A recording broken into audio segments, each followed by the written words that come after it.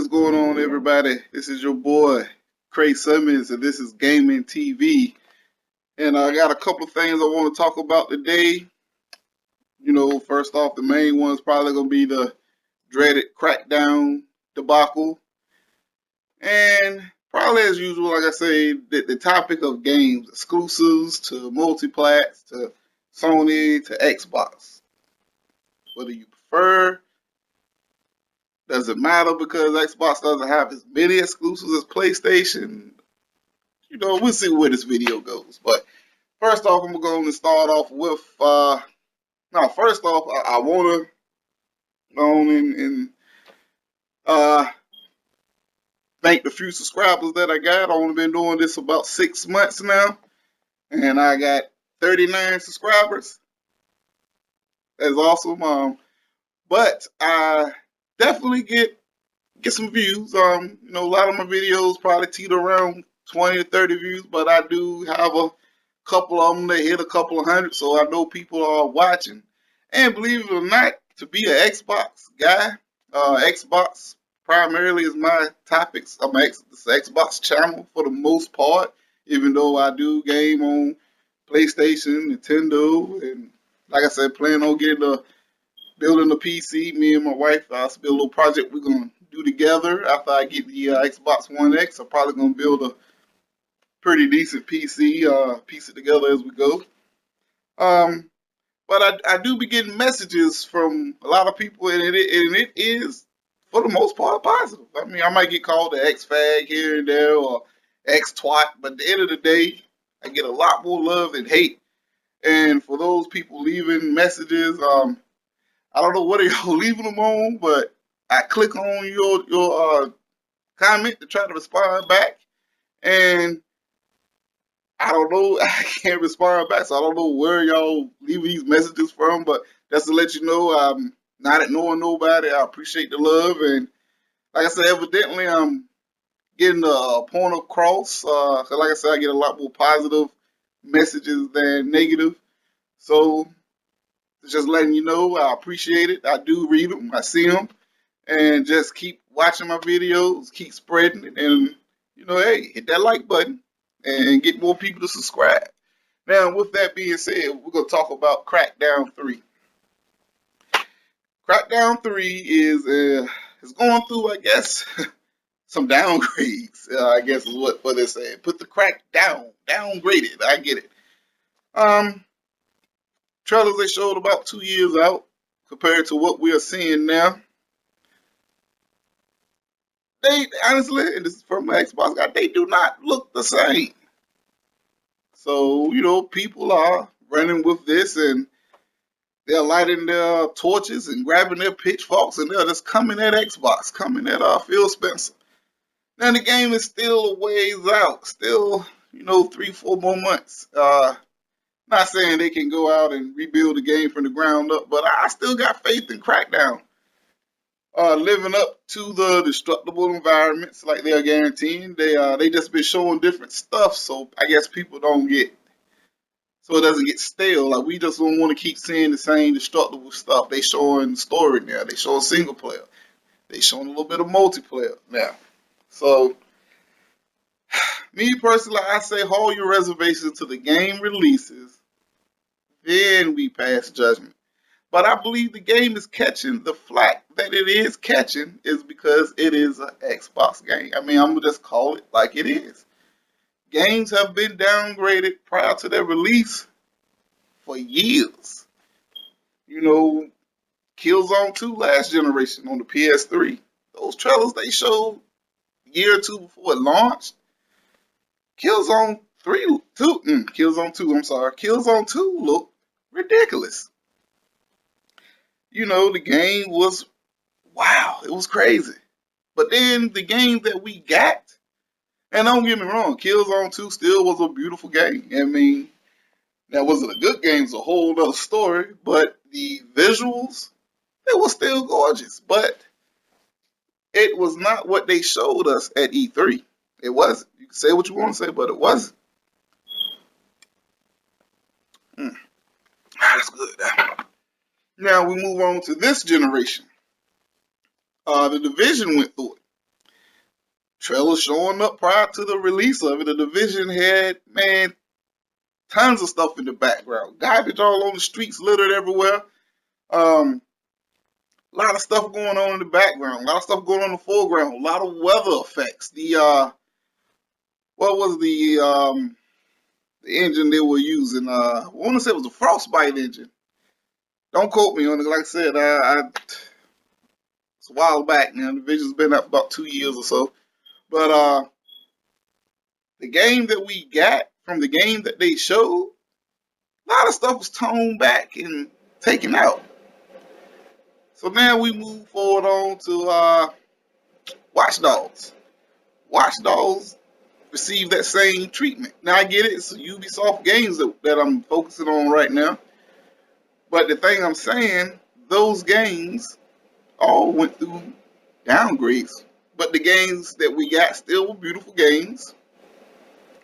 They still look good. They just didn't represent what they were showing us prior to their release. And yes, I'm going to go there. Horizon Zero Dawn went through the same process. Man, those first trailers we were getting when she was climbing on the long neck, looking around the whole vast environment, man, that game, there was a lot going on in that game.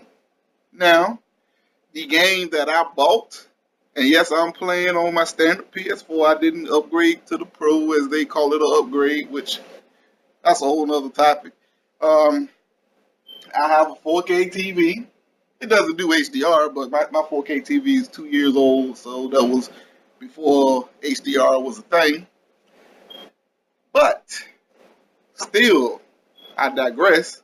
Horizon Zero Dawn, from the game that we got to the game that they were showing, it didn't quite live up to that. And I get it. Horizon Zero Dawn still is a visually beautiful game and might be the best looking game thus far. I still throw Rise in the Sun of Rome. I think that's a beautiful game. And to be running at 900p, which is so bad, for that game to look the way it looks at 900p on the OG Xbox, I can't wait till we play it on the Xbox's mid-gen upgrade. On the Xbox One X, so you know it's getting its 4K patch, because the version Rise on the PC has the 4K assets and everything, and so I don't know. Then you know the Order 1886. Say what you want to say about the game, but visually that game looks good. So I just can't put Horizon up there as, without a doubt, the best looking game. But it is one of the best. I will say that. But like I said, moving on. Games do get downgraded prior to their release, because let's not forget, a lot of the footage they show, even though they'll slap that in-game engine, in-game footage, a lot of times those are being played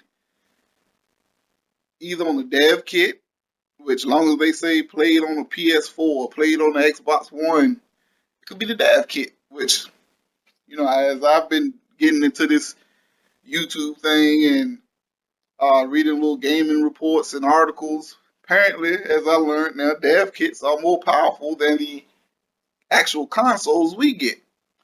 And then a lot of times they might say in-game footage, and then that could be being played on the PC. It doesn't have to be being played on a console. So, you know, it's a lot of things we have to look at when we look at these trailers and we start, I guess, jumping to conclusions. But like I said, I'm not damage controlling Crackdown, because it is definitely a noticeable difference from what we saw a year or two ago to now.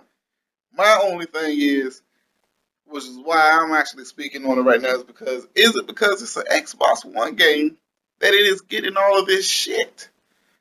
But me personally, like I said, I'll wait till the game is released and we will see how it looks running on the Xbox versus the Xbox X. And then we can, if it still truly looks like what we're seeing now, then by all means the gloves come off, and Microsoft by all rights need to be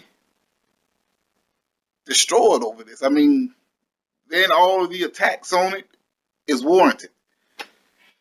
But with that said, games go through this all the time, and as the future of gaming goes, years to come, I still see this as being a trend prior to games releasing.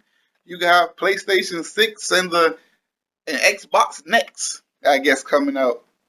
Games aren't gonna truly look like that in their videos and their trailers prior to what we get. It's always gonna happen. That's just my take on it. So with that, I'm gonna move on to I guess another dreaded stereotype of Xbox is its exclusives. Its lack of identity, I guess. It's funny. Like I said, started this generation, man. I mean, I don't know how much you can tell people that. I guess when people got stuff made up in their mind, you can't change it. The start of this generation, Microsoft hit us with nothing but exclusive games on top of multi-platform games. And whether you like those games, that's up to you. That's a you problem. That is a personal problem. But Sony had literally nothing. But then you get people saying, well, we all know with Sony, it takes them 2 to 3 years to get going. But when they get going, by God, they are going. And I get that. But Microsoft doesn't get no type of leeway now. Because, like, okay, they gave us their games the beginning of this generation. Now they are slowing down. They're about to ramp back up. Phil's done said he's signing deals with the great Japanese developers. He's getting new games in development. But people are still, like I said, they got their pitchforks and their axes and they lit their torches and they coming at the castle. But none of this was going on when Sony didn't have nothing. No one was saying anything. It was just sitting there, just waiting. That's why I miss true reviewers. I miss X-Play, Adam Sessler.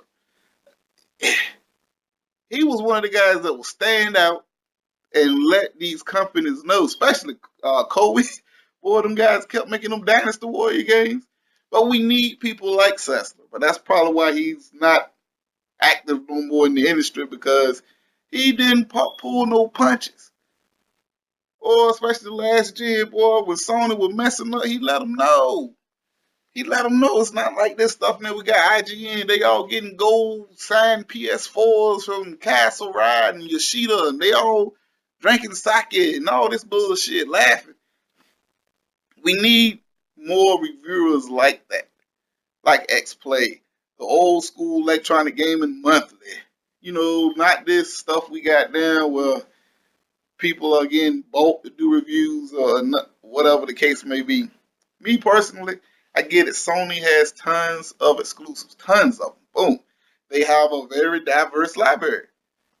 But this is my question to you. This is what I want people to do. If you're a Sony guy, okay, so that means you play 90% of your games, or if you only have one console, you play all of your games on the PlayStation. You look at your PlayStation library, whether it's digital or physical.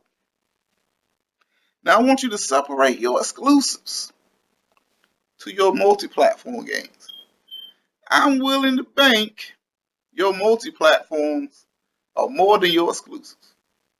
No matter how many Sony got compared to Xbox. Same thing with me. I play most of my games on the Xbox.